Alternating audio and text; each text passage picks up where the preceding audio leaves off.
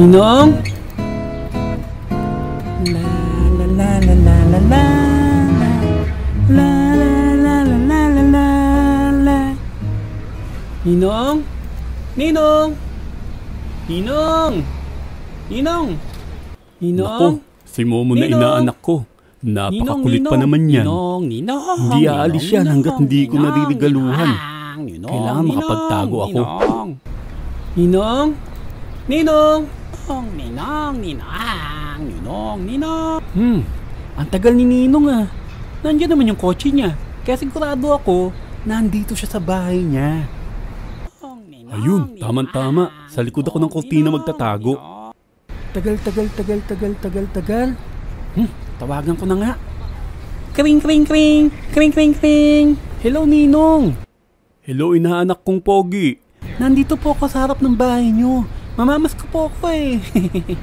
Nako, wala ako sa bahay ngayon. Balikan na lang next year. Ganun po ba? Kanginong puwet putong nakasilip sa bintana niyo.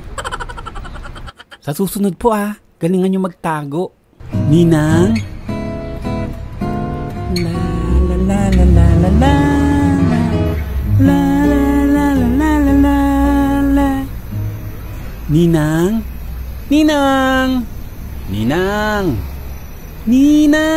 Nako, si Momon, ang inaanak ko. Napakakulit pa naman nun. Hindi alis siya hanggat walang regalo. Kailangan hindi ako magpakita dun. Ninang!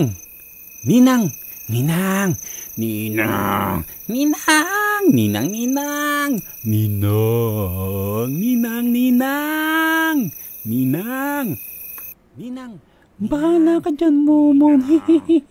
Magtutulog-tulugan ako, magsasawa ka din.